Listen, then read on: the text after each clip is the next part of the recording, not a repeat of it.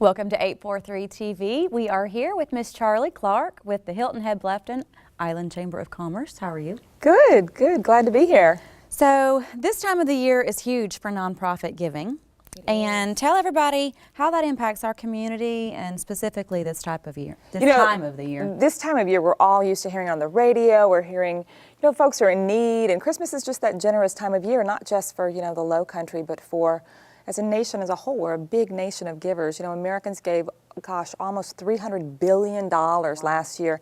And that really wasn't corporate giving, that was you and me and donations that we make. So it really does make an impact in the Lowcountry as well in this time of year to help those who maybe aren't as fortunate and get them moving in the right direction for the holiday season and beyond. I think it's a big misconception in the area too that there aren't that many in need, and that's not true at all. Absolutely, that's true. That Hilton Head Island brand carries sort of a cachet of being very upscale, and there is that element to our community.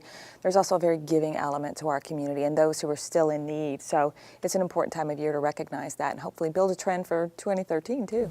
Absolutely. Yeah. Charlie, I was wondering, how do we help support local nonprofits and help them do the work that they do? I think it's a misnomer that to support a nonprofit has to be a financial support. Right. That's giving of your time, giving of your talent. It's amazing the needs that are out there. I know that United Way of the Lowcountry just put out a call for volunteers to help them decide where their funding goes. It's a truly cooperative volunteer effort. So I think people can really kind of take a look at where their passion lies. At the Chamber of Commerce, we have 68 nonprofit organizations that are members of our organization. Wow. So I think that helps to get the word out for them, but just making sure that you're putting forth your time, your talent, and where does your passion lie? Go look. There's going to be an organization in this community that's going to fit your passion where you can actually make a difference. Yeah. I think that's important real quick too, that as far as like volunteering your time, I think I have so many clients that are retired and have a specific, lifelong talent or kind of niche, and they're bored. If you don't golf, they're like, well, I don't really know what to do with my time. There are a ton of nonprofits out there looking for volunteers. One of the best examples of that, Carrie, is really Volunteers in Medicine. Look at this organization was started by Dr. Jack McConnell many years ago because the island is home to so many doctors, retired doctors and nurses who have this amazing skill set. And last year, Volunteers in Medicine saw 33,000 patients. Wow. In a single year. They've just opened a pediatric dentistry segment to their giving, and it's just been wildly successful. But that tells you the need that there is for those folks in our community who don't have access to health care, who are working, the working poor, who are getting the help they need through them. I mean, that's an amazing statistic. So with that, how does the Chamber help community members become involved with these nonprofits now and throughout the year? Well, I think one of the things that we try to do as a Chamber of Commerce is to be a resource of information. Making sure that people know these are our members. We're actually putting out this year a nonprofit news strictly for our nonprofit members that's going to let the entire community know and the rest of our membership know, here are the nonprofits, here what they're all about. Because we all know what the organizations are to some degree, or we've heard of this organization or that, but what are they really all about? So we really want to be a conduit of information. We want to be a conduit of support for those organizations so that people who want to get involved can get involved. Excellent. Charlie, you mentioned the pediatric dentistry, extremely important for that. And a lot of people in need, children don't always get that kind of attention that they need. So it's great how that all came together. How have nonprofits developed and emerged in the Lowcountry? What I think the neat thing about Lowcountry nonprofits is there's no shortage of individuals here who, when they see a need, they want to fill it. Right. Look at another great example of that is Backpack Buddies. It's amazing the number of kids who go home from school on a Friday without access to nutritious food over the weekends, literally.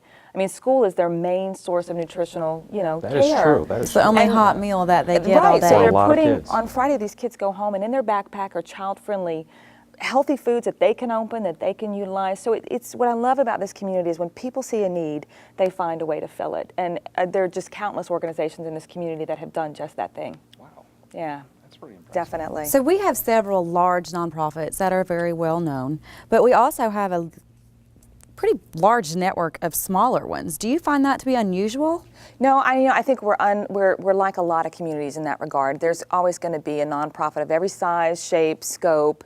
and every focus. You know, Island Rec Center, it meets a need, VIM meets a need, Backpack Buddies, United Way, which is one of the larger. We really do model the rest of the country in that respect, but our per capita giving is pretty strong. It's amazing that it is such a giving community, and people are willing to kind of put forth their finances, especially this time of year. And as I said, we hope it's something that really continues. You know, giving is sort of, in many ways, it's a habit. It's sort of the rent you give for living. And so we're hoping that the holidays, like most people, builds a habit in folks that they continue throughout the coming year. I was impressed with the number of nonprofits that are members of the chamber, as you talked about. How important, it just wouldn't strike me, you know, that a nonprofit That's that what I might just be asked important. her. I So said, are they members? I don't know why I How important is didn't it? You know why? assume that Because they what the chamber does, and the chamber does really well, is we connect people. We connect people. We're doing our membership survey right now, and always, for the last 10 years, I know what's come up on that membership survey is my ability to network. And for many nonprofits, your ability to network is your ability to really build awareness for your program, build donations, build volunteer base. And so connecting those nonprofits with the community is a value to them, and it's a value to the community as well. And we're really pleased to have that many in our stable of members, definitely. Outstanding. Definitely. So anybody that is not aware and would like to find out more information, where can they go?